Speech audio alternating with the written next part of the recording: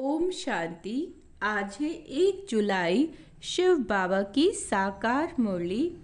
आज मीठे बाबा कहते हैं, मीठे बच्चे, शांति धाम पावन आत्माओं का घर है। उस घर में चलना है तो संपूर्ण पावन बनो। प्रश्न, आप सभी बच्चों से कौन सी गारंटी करते हैं? उत्तर, मीठे बच्चे, तुम मुझे याद करो तो मैं गारंटी करता हूँ कि बिगर सजा खाए तुम मेरे घर चलोगे।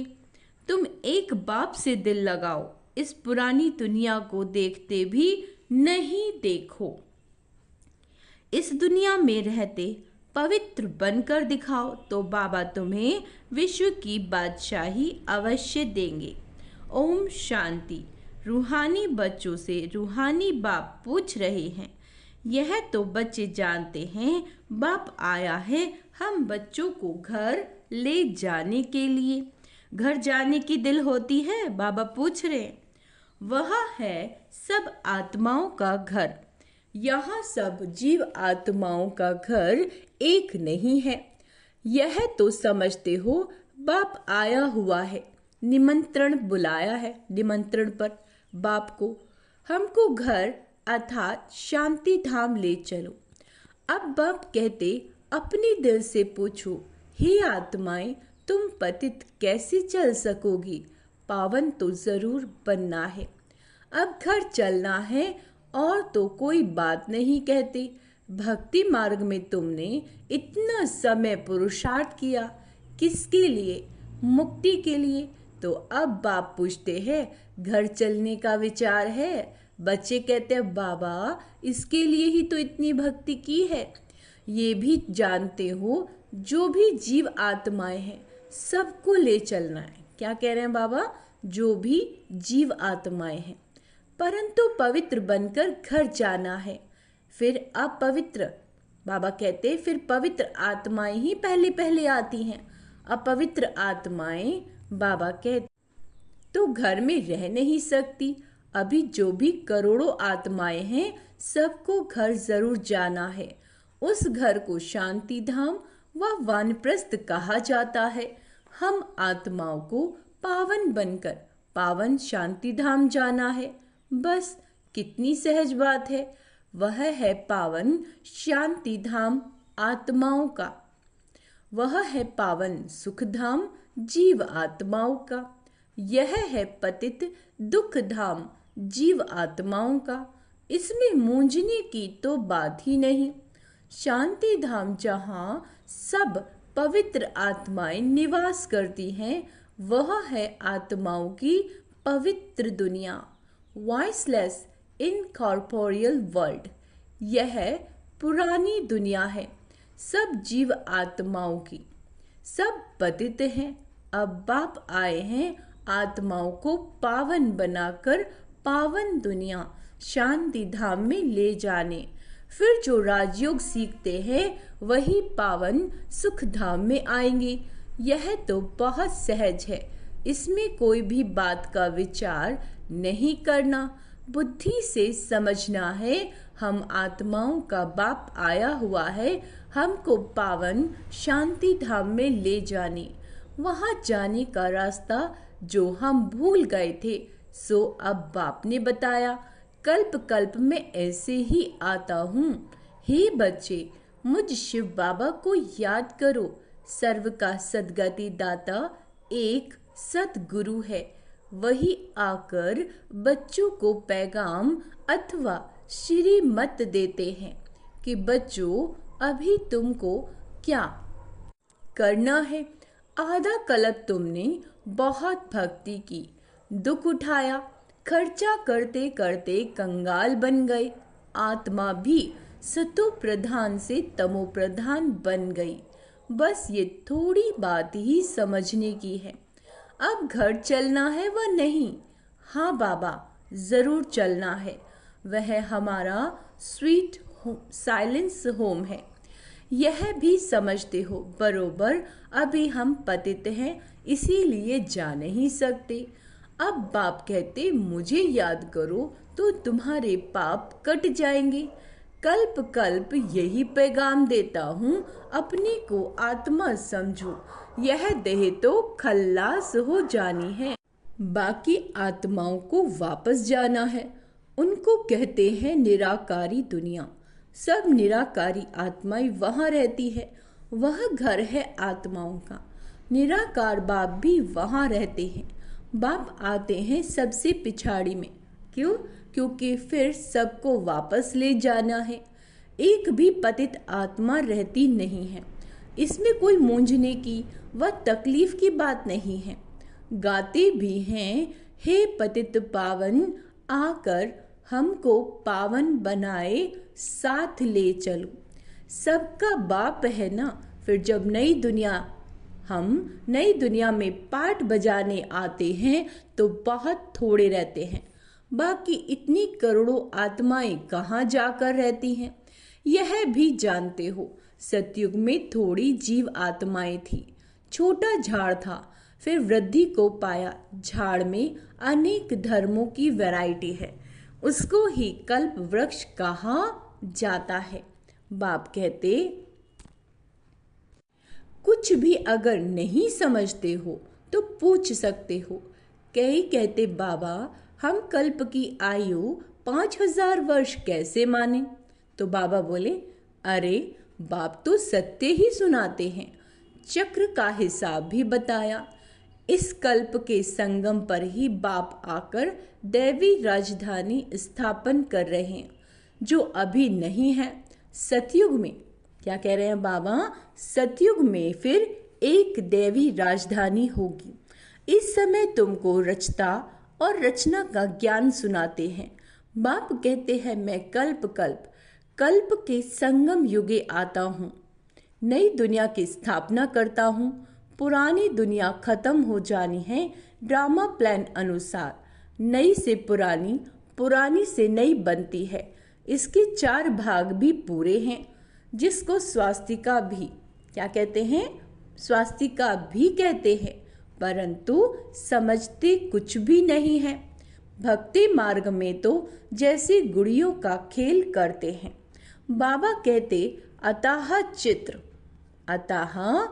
चित्र पर है, दीपमाला पर खास दुकान निकालते हैं।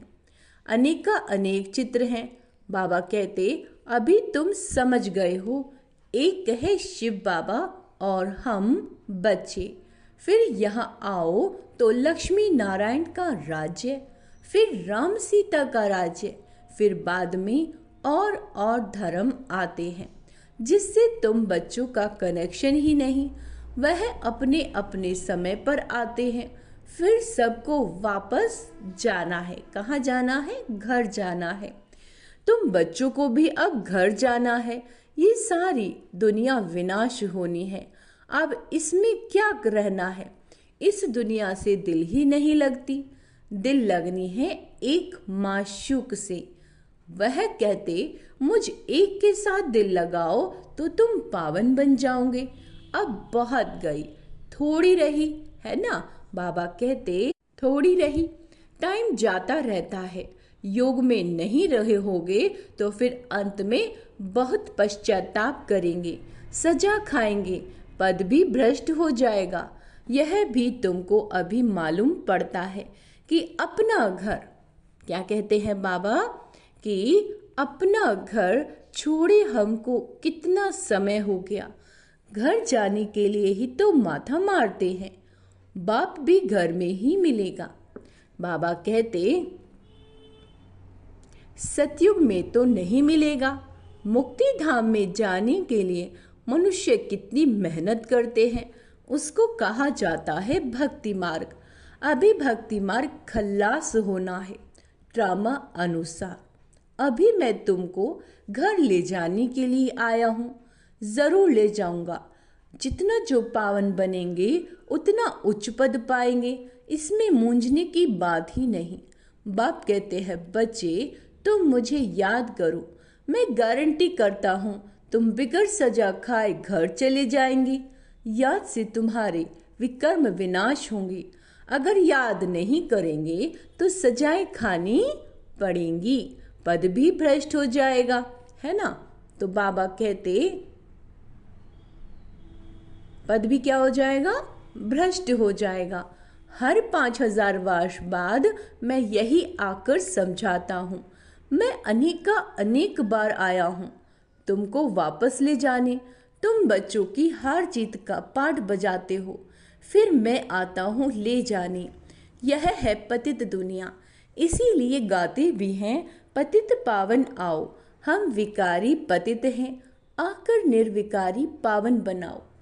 यह है विकारी दुनिया, अभी तुम बच्चों को संपूर्ण निर्विकारी बनना है। जो पीछे आते हैं वह सजा खाकर जाते हैं। जो पीछे आते हैं वह सजा खाकर जाते हैं। इसीलिए फिर आते भी ऐसी दुनिया में हैं जहाँ 2 कला कम हो जाती है। उनको संपूर्ण पवित्र नहीं कहेंगे। इसीलिए अब पुरुषार्थ भी पूरा करना चाहिए। ऐसा ना हो कि कम पद हो जाए। भल रावण राज्य नहीं है, परंतु पद तो नंबरवार है ना। आत्मा में खाद पड़ती है तो फिर उसको शरीर भी ऐसा मिलेगा। आत्मा गोल्डन एजेड से सिल्वर एजेड बन जाती है। चांदी की खाद आत्मा में पड़ती है, फिर दिन प्रतिदिन जायसी छीछी खाद पड़ती है मुलम्मे की। बाप बहुत अच्छी रीति समझाते हैं। कोई नहीं समझते तो हाथ उठाओ। जिसने 84 जन्मों का चक्र लगाया उनको ही समझाएंगे। बाप कहते इनके 84 जन्मों के अंत में आकर प्रवेश करता हूँ। इनको ही फिर पहले नंबर में आना है। जो पहले था वह लास्ट में है, उनको ही पहले नंबर में जाना है। जो बहुत जन्मों के अंत में पतित बन गया है, मैं पतित पावन उनके ही शरीर में आता हूँ, उनको पावन बनाता हूँ। कितना क्लियर कर समझाता हूँ। बाप कहते मुझे याद करो तो तुम्हारे पाप भस्म होंगे। गीता का ज्ञान तो तुमने बहुत सुना और सुनाया, परंतु उनसे भी तुमने सदगति को नहीं पाया। बहुत सन्यासियों ने तुमको मीठी मीठी आवाज से शास्त्र सुनाए, जिस आवाज को सुनकर बड़े बड़े आदमी जाकर इकट्ठे होते हैं। कनरस है ना, भक्ति मार्ग है ही कनरस। इसमें तो आत्मा को बाप को याद करना है। भक्ति मार्ग अब पूरा होता है। बाप कहते मैं तुम बच्चों को ज्ञान देने आया हूँ जो कोई नहीं जानते। मैं ही ज्ञान का सागर हूँ। ज्ञान कहा जाता है नॉलेज को। तुमको सब कुछ पढ़ाते हैं, 84 का चक्र भी समझाते हैं। तुम्हारे में सारी नॉलेज है। स्थूल वतन से सूक्ष्म वतन क्रॉस कर फिर मूल वतन में जाते हो। पहले है लक्ष्मी नारायण की डिनेस्टी। वहाँ विकारी बच्चे नहीं होते, रावण राज्य ही नहीं, योग बल से सब कुछ होता है। तुमको साक्षात्कार होता है। अब बच्चा बन गर्भ महल में जाना है। खुशी से जाते हैं। यहाँ तो मनुष्य कितना रोते चिल्लाते हैं। यहाँ तो गर्भ जेल में जाते हैं। वहाँ रोने पीटने की बात ही नहीं। शरीर तो बदलना जरूर है, जैसे सर्प का मिसाल है। इसमें मूंझने की बात नहीं, जायज़ती पूछने का रास्ता ही नहीं। बाबा कहते हैं जायज़ती पूछने का है ना, जरूरत ही नहीं है। एकदम पावन बनने के लिए पुरुषार्थ में लग जाना है। बाप को याद करना है। मुश्किल होता है क्या? बाप के सामने बैठे हो ना, मैं तुम्हारा बाप तुमको सुख का वर्षा देता हूँ। तुम ये एक अंतिम जन्म याद में नहीं रह सकते हो। यहाँ अच्छी रीति समझते भी हैं, फिर घर में जाकर स्त्री आदि का चेहरा देखते हैं तो माया खा जाती है। बाप कहते कोई में भी ममत्व नहीं रखो, ये तो सब खत्म होना ही है। याद तो एक बाप को ही करना है। चलते फिरते बाप और अपनी राजधानी को याद करो। दैवी गुण भी धारण करने हैं। सतयुग में ये गंदी चीजें मांस आदि होता नहीं। बाप कहते हैं विकारों को भी छोड़ दो, हम तुमको विश्व की बादशाही देता हूँ। कितनी आमदनी होती है, तो क्यों नहीं पवित्र रहेंगे, है ना। बाबा कहते सिर्फ एक जन्म पवित्र रहने से कितनी भारी आमदनी हो जाती है। भल इकट्ठे रहो, ज्ञान तलवार बीच में रखो, पवित्र रह दिखाया तो सबसे उच्च पद पाएंगे, क्योंकि बाल ब्रह्मचारी ठहरे। फिर नॉलेज भी चाहिए, औरों को आप समान बनाना है, सन्यासियों को दिखाना है कि कैसे हम इकट्ठे रहते पवित्र रहते हैं, तो समझेंगे इसमें तो बड़ी ताकत है। बाबा कहते इस एक जन्म पवित्र रहने से 21 जन्म तुम विश्व के मालिक बनेंगे। कितनी बड़ी प्राइज मिलती है, तो क्यों नहीं पवित्र रहकर दिखाएंगे। बाबा कहते टाइम भी बाकी थोड़ा है, आवाज भी होता रहेगा, अखबार में भी पड़ेगा। रिहर्सल तो देखी है ना, एक एटम बम से क्या हाल हो गया, अभी तक हॉस्पिटल में पड़े हैं। अभी तो ऐसे बम्स आदि बनाते हैं जो कोई तकलीफ नहीं, फट से खत्म, है ना। क्या कह रहे बाबा, फट से खत्म। और यह रिहर्सल होकर फिर फाइनल होगा, देखेंगे फट से मरते हैं व नहीं। फिर और युक्ति रचेंगे, हॉस्पिटल आदि होगी नहीं, कौन बैठ सेवा करेंगे, है ना। कोई ब्राह्मण आदि खिलाने वाला नहीं रहेगा। क्या कह रहे बाबा, कोई ब्राह्मण आदि खिलाने वाला नहीं रहेगा। बम छोड़ा और खल्लास, अर्थक्वेक में सब दब जाएंगे, देरी नहीं लगेगी। यहाँ ढेर मनुष्य हैं। सतयुग में बाबा कहते सतयुग में बहुत थोड़े होते हैं, तो इतने सब कैसे विनाश होंगे, आगे चल देखना है। वहाँ तो शुरू में 9 लाख हैं। फकीर भी तुम हो, साहिब भी तुमको प्यारा है। अभी सबको छोड़ अपने को आत्मा समझ लिया, ऐसे फकीरों को बाप प्यारा लगता है।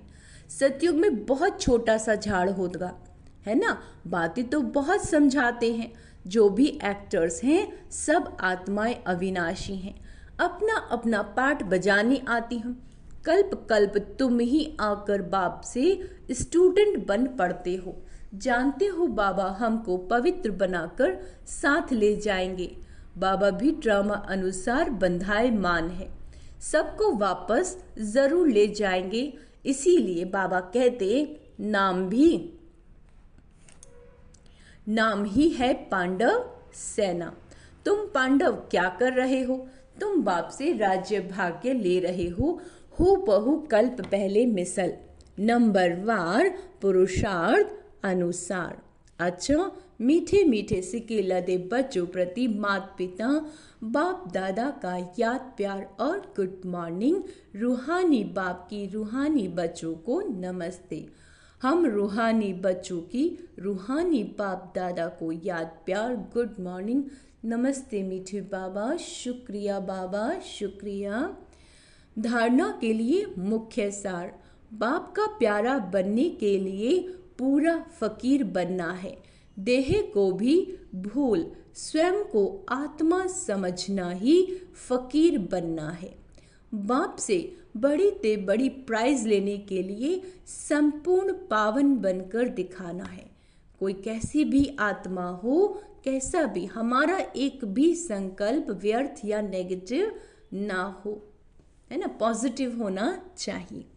दूसरा है बाप वापस घर जाना है, इसीलिए पुरानी दुनिया से दिल नहीं लगानी, एक माशूक से ही दिल लगानी है। बाप और राजधानी को याद करना है। अच्छा, वरदान है ब्राह्मण जीवन में सदा चेयरफुल केयरफुल मूड में रहने वाले कंबाइंड रूपधारी भव। यदि किसी भी परिस्थिति में प्रसन्नता की मूड परिवर्तन होती है, तो उसे सदा काल की प्रसन्नता नहीं कहेंगे। ब्राह्मण जीवन में सदा चेयरफुल केयरफुल मूड हो, मूड बदलनी नहीं चाहिए। जब मूड बदलती है तो कहते हैं मुझे तो एकांत चाहिए, आज मेरा मूड ऐसा है। बाबा कहते मूड बदलती तब है जब अकेले होते हो, सदा कंबाइंड रूप में रहो तो मूड नहीं बदलेगा। यानी शिव बाबा को सदा अपने साथ कंबाइंड रखो, मैं शिव शक्ति हूँ, है ना, तो कभी भी मूड नहीं बदलेगा। स्लोगन, कोई भी उत्सव मनाना अर्थात याद और सेवा के उत्साह में रहना। अच्छा, ओम शांति। तो आज का समान अभ्यास करेंगे। मैं शिव शक्ति हूँ, मैं लगाव मुक्त हूँ। अच्छा, ओम शांति।